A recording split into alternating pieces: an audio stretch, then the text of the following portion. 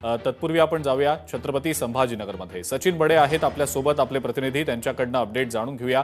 सचिन, आता प्रत्यक्ष मतमोजणीला सुरुवात झाली आहे का? काय नेमकी महत्त्वाची अपडेट समोर येते छत्रपती संभाजीनगरमधली? छत्रपती संभाजीनगरमध्ये प्रत्यक्ष मतमोजणीला सुरुवात झालेली आहे। सुरुवातीला जे पोस्टल मतदान आहे त्यांची काउंटिंग, त्यांची जी मोजणी होती ती सुरू झालेली आहे। त्यानंतर आता जी मुख्य मतमोजणी आहे तिला सुरुवात झालेली आहे। मी छत्रपती संभाजीनगरातील शासकीय तंत्रनिकेतन महाविद्यालय या ठिकाणी असलेल्या मतमोजणी केंद्राच्या बाहेर आहे। या दरवाजाच्या आतमध्ये जी आहे ती मतमोजणी पाहायला मिळते।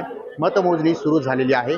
आतमध्ये कर्मचाऱ्यांच्या हातामध्ये मशीन्स पाहायला मिळत आहेत। मशीन्सवर या ठिकाणी तपासणी जी आहे तर जी मतमोजणी आहे ती सुरू करण्यात आलेली आहे। तर समोरच्या बाजूला या ठिकाणी लोकप्रतिनिधी जे आहेत ते पाहायला मिळत आहेत। छत्रपती संभाजीनगरमधील ही निवडणूक तेवढीच महत्त्वाची आहे। तर आतमध्ये जर आपण हे चित्र पाहतो तर थेट मतमोजणीला सुरुवात झालेली आहे आणि काही वेळातच निकाल यायला सुरुवात होईल।